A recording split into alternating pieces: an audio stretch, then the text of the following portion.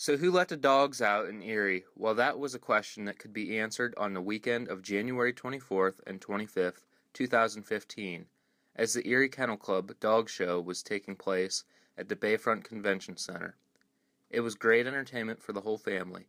I was curious as to what a dog show was like, so I decided to attend.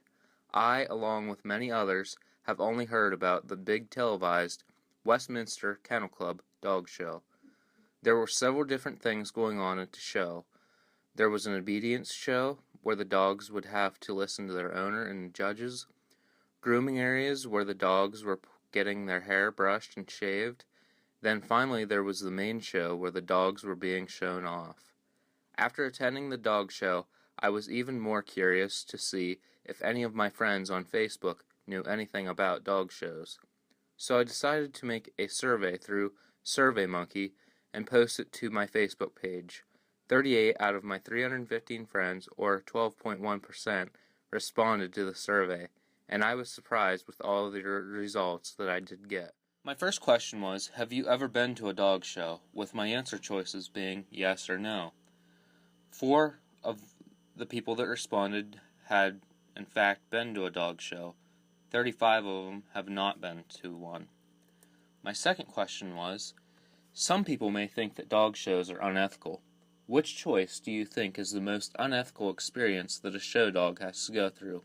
The choices are obesity in dogs from making them be a certain weight to enter, making dogs enter a show without knowing if they want to be in it, or forcing dogs to be obedient.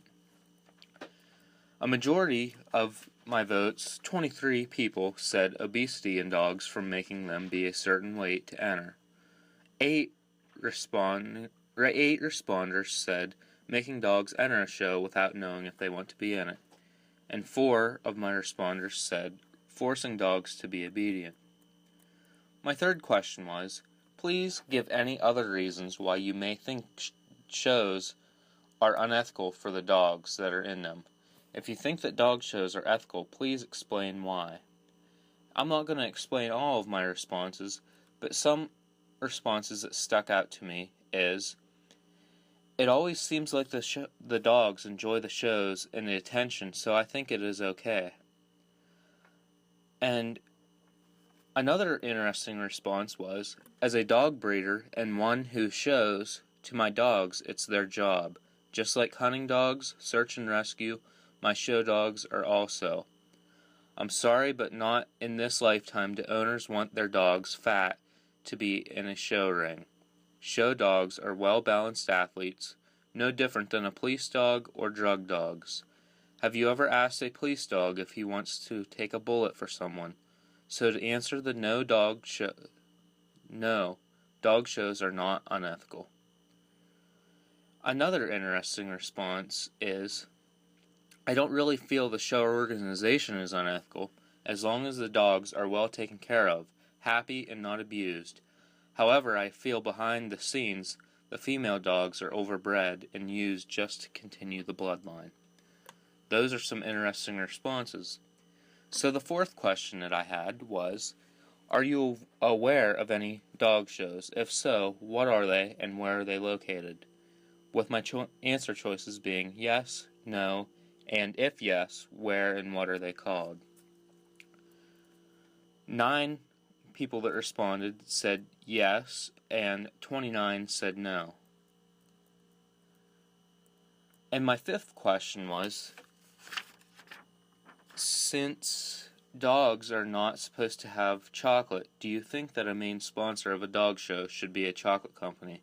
If not, give some suggestions of companies that should be a main sponsor.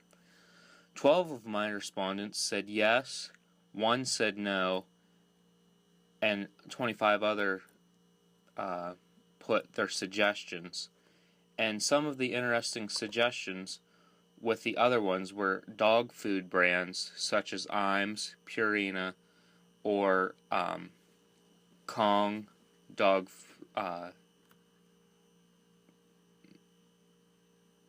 and dog food companies, Petco or PetSmart. The sixth question that I had is, do you think it is a safe practice to have the dogs that are in a show inbred? 2 of my respondents said yes, and 33 of my respondents said no, with 4 people just skipping the question altogether. My seventh and last question was, who do you think the intended audience is for a dog show?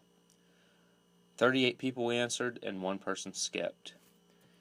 14 of my respondents said rich people, 0% said poor people, 10 people said middle-class folks, and then others said that they are for any person, anyone that is interested in dogs.